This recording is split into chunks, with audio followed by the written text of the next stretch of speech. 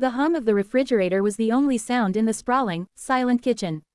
It was a room designed for laughter and large family gatherings, with a massive granite-topped island, a 6-burner gas range that rarely saw use, and a farmhouse sink big enough to bathe a toddler in. But for the past 2 years, since my wife, Sarah, and I had moved in, its primary soundtrack had been this low, persistent drone, punctuated by the careful clinking of plates and the soft closing of cabinets. It was a room of quiet transactions, not conversations. I was at the island, methodically chopping carrots for a stew I didn't particularly feel like making. The rhythmic whump of the knife on the cutting board was a meditation, a way to fill the space where words should have been. From the corner of my eye, I saw him. Liam, Sarah's son, my stepson. At 16, he was a collection of sharp angles and guarded expressions, a fortress built of silence and a perpetually slouched posture. He moved through the house like a ghost, his presence felt more as a disturbance in the air than as a person. He was heading for the pantry, his mission clear: grab a snack, retreat to his room. This was our established dance. We'd nod, maybe mutter a, hey, if we were feeling particularly verbose, and then continue our separate orbits. I was Mark, the man who had married his mom. He was Liam, the boy whose world had been upended. We coexisted under the same roof, bound by love for the same woman, but separated by a chasm I had no idea how to cross. Sarah tried. Oh, how she tried.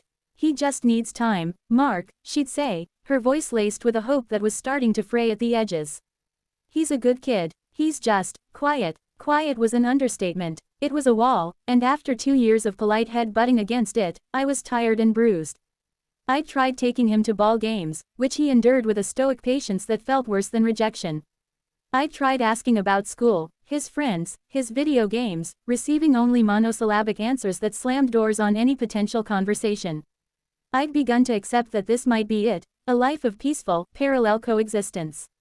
That day, however, felt different. The air in the kitchen was thick, charged with a tension that went beyond our usual awkwardness.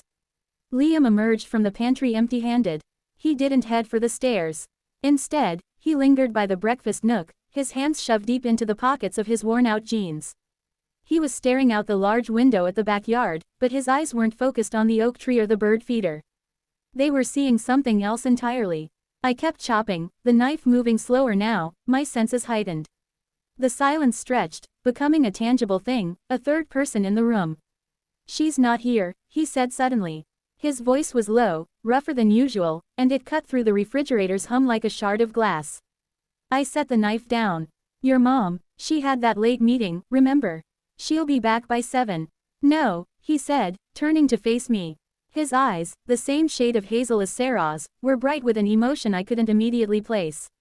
Anger, pain, not mom, my dad. The words landed in the quiet kitchen with the force of a physical blow.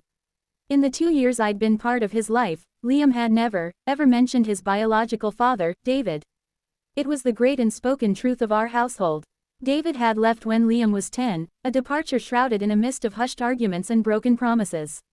Sarah had told me the basics: a struggle with addiction, a series of bad choices, a final, painful goodbye for the sake of their son's stability. But from Liam, there had been nothing. Not a memory, not a question, not a single word. And now, here it was. I wiped my hands on a dish towel, buying a second to process. Oh, I said, the most inadequate word in the English language. Okay. He took a step closer, his lanky frame seeming both vulnerable and defiant. It's his birthday today. I didn't know that, I admitted softly. The calendar in my mind flipped. October 18th. Just another Tuesday. For him, it was clearly a day of seismic significance. Yeah, Liam said, his voice cracking on the single syllable. He looked down at the floor, his shoulders hunching even further. He used to call me. Every year. On my birthday, on his. He'd call, and we'd talk. He'd tell me he was getting better. That he was coming home. The pieces began to click into place. The silence wasn't just grief or anger. It was the silence of a phone that no longer rang. When did the calls stop? I asked, my voice barely above a whisper. 2 years ago. He looked up, and the raw hurt in his eyes was so stark it stole my breath. Right before you and Mom got serious. He just stopped. The unspoken accusation hung in the air between us, as palpable as the scent of the chopped carrots. You came, and he went away. I knew, logically, that the timeline was a coincidence. David's demons were his own, my presence was unrelated. But to a 14-year-old boy whose world had just been shattered again, the connection must have felt like causality. My arrival in his life had been the final nail in the coffin of his hope. Liam, I began, my mind racing, searching for the right thing to say, the magical combination of words that would heal this wound. But there are no magic words. There is only presence. He didn't let me finish. The dam had broken, and now the words tumbled out, a torrent of pent-up grief. He promised. He always promised. And I always believed him. I was such an idiot. My friends, they'd talk about their dads taking them to games or helping them with their cars, and I'd just sit there, thinking, my dad's going to come back, and it's going to be even better. I held on to that. And for what? For him to just disappear. He was crying now, silent tears tracking through the faint stubble on his cheeks. He swiped at them angrily, as if they were a betrayal. This was the core of it. This was the fortress he'd built, not out of hatred for me, but out of shame for his own hope, out of the devastating belief that his faith in his father made him a fool. I walked around the island, stopping a few feet from him. I didn't try to hug him. I knew that would be too much, a violation of the unspoken rules that had governed our relationship. You weren't an idiot, Liam, I said, my voice firm but gentle. You were a son who loved his dad. Believing in someone you love doesn't make you a fool. It makes you human. He shook his head, refusing the comfort. He forgot about me. I don't think that's true, I said. And in that moment, I genuinely meant it. This wasn't about defending David, it was about absolving Liam. People who are sick, who are fighting the kind of battles your dad was fighting, they don't forget. They get lost. It's like they're in a deep, dark forest, and they can't find their way out, even if they can hear you calling for them. His silence isn't about you. It was never about you. It was about his own struggle. He was listening now, really listening, his breath hitching in his chest. Can I tell you something? I asked. He gave a slight, almost imperceptible nod. I leaned back against the island, crossing my arms. My own dad, he wasn't perfect. He was a good man, but he had a temper. And when I was about your age, we had a huge fight. I don't even remember what it was about. But he said some things, I said some things, and we didn't speak for almost 3 years. We lived in the same house, ate at the same table, and we didn't say a word. Liam's eyes were fixed on me, wide with a curiosity I'd never seen directed my way before. It was the loneliest I've ever felt, I continued, the memory still sharp after all these years. And I spent all that time being so angry, so sure that he was the one who needed to apologize, to fix it. It took me a long time to realize that the silence was a wall I was helping to build, brick by brick.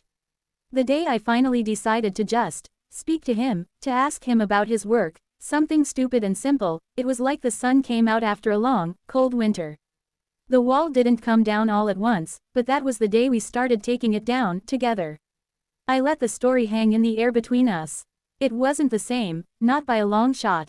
But it was a story about silence, about the pain it causes and the courage it takes to break it. I'm not your dad, Liam, I said, meeting his gaze directly. I would never try to be. And I know I can't fix what he broke. But I am here, I have been here, and I'm not going anywhere. You don't have to talk to me. You don't have to like me. But I want you to know, you are not alone in this kitchen. Or in this house. For a long moment, he just stood there, the fight gone out of him, leaving behind a profound and exhausted vulnerability. Then, he did something that shocked me. He pulled out one of the stools at the island and sank onto it, his head in his hands. The stew forgotten, I moved to the other side of the island, giving him space but staying close. I picked up the knife and started chopping again, the rhythmic sound now a steady, reassuring beat in the emotional turmoil of the room. We stayed like that for what felt like an eternity, the only sounds his quiet crying and the th-wump, th-wump, th-wump of the blade. Eventually, his breathing evened out. He sat up, wiping his face with the sleeve of his hoodie. He looked younger, the carefully constructed armor of a teenager completely gone. He taught me how to make pancakes, Liam said, his voice hoarse. Not from a box. From scratch. He'd let me crack the eggs, and I'd always get shell in the batter, and he'd pretend to get mad, but he'd just laugh and fish it out. I stopped chopping. Yeah, I said, encouraging him without pressure. He put vanilla extract in them. Said it was his secret. Made them taste special. I looked at the ingredients scattered on the counter. Flour, baking powder, eggs, milk. We had everything. Without a word, I put the carrots and the knife away. I pulled out a large mixing bowl and a whisk. Liam watched me, a question in his eyes. Show me, I said simply. He hesitated for a beat, then slid off the stool. He washed his hands at the sink, the water roaring in the quiet kitchen. Then he came and stood beside me, on the other side of the island. He picked up the flour canister, his movements slow and deliberate. You need 2 cups, he said, his voice gaining a sliver of confidence. But you have to spoon it in and level it off. Don't just scoop it from the bag. He was always really strict about that. Spoon and level, I repeated, handing him a measuring cup. He worked carefully, his brow furrowed in concentration. He measured the baking powder, the sugar, the salt. He cracked the eggs into a smaller bowl, his hands surprisingly steady, and not a single piece of shell fell in. He looked almost disappointed. We're out of vanilla, I said, checking the spice rack. He thought for a moment. That's okay, he said, once you could use a little cinnamon instead. Just a pinch. I found the cinnamon and handed it to him. He shook a small amount into the dry ingredients, and then he poured in the milk and melted butter. He began to whisk, at first tentatively, then with more vigor, the batter sloshing against the sides of the bowl. I stood back and let him work. This wasn't my kitchen anymore. It was his. It was his father's. I was just a guest, a witness. When the batter was mixed, a few lumps remaining just as he instructed were correct, he looked at the griddle. It has to be hot, but not too hot. You flick a little water on it, and if it sizzles, it's ready. I turned on the griddle and let it heat. The kitchen was filling with a new scent now, not the sterile smell of quiet loneliness, but the warm, buttery, comforting aroma of pancakes. Of memory. He poured the first pancake, a lopsided circle that made him smile a little. We watched as bubbles formed on the surface and the edges set. Now you flip it, he said, handing me the spatula. I took it, feeling the weight of the moment. This was more than flipping a pancake, it was an act of trust. I slid the spatula underneath and turned it over in one fluid motion. It landed with a soft plop, a perfect golden brown on the cooked side. A real, genuine smile touched Liam's lips. Not bad. We made the entire batch, standing side by side in a comfortable silence that was entirely new. We didn't talk about his dad again. We didn't need to. The conversation was happening in the shared task, in the passing of the whisk, in the stacking of the warm, cinnamon-scented pancakes on a plate. When we were done, the kitchen was a mess. Flour dusted the granite, batter drips trailed across the floor, and every bowl and utensil we owned seemed to be in the sink. It was the most beautiful mess I'd ever seen. We sat at the island on adjacent stools and ate the pancakes. They were good, really good, light and fluffy with a hint of warmth from the cinnamon. They're not the same, Liam said after a few bites, his voice quiet. But they're okay. They're better than okay, I said. They're great. He looked at me, and for the first time, his gaze held no walls, no resentment, no guarded distance. There was just a 16-year-old boy, tired from crying, sharing a plate of pancakes with the man who was married to his mom. Thanks, Mark, he said. Those 2 words, so simple, felt like a victory. They weren't, I love you, or, you're my dad now.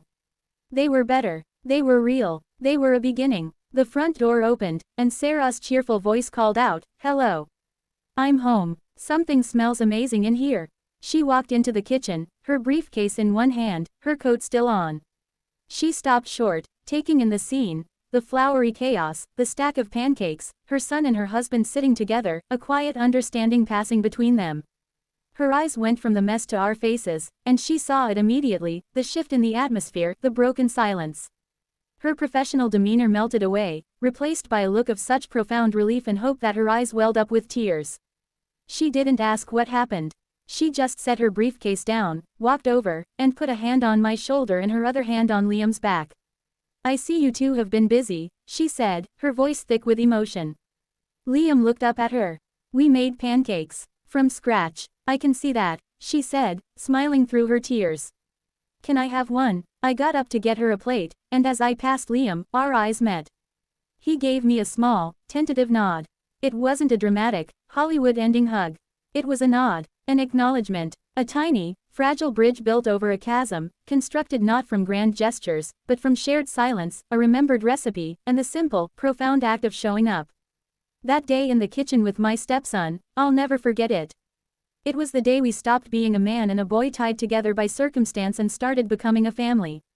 It was the day we learned that sometimes, the most important conversations happen without a single word being said about the problem, and that healing doesn't always come from forgetting the past, but from finding the courage to bring a small, broken piece of it into the present, and sharing it with someone who is willing to stand with you in the mess.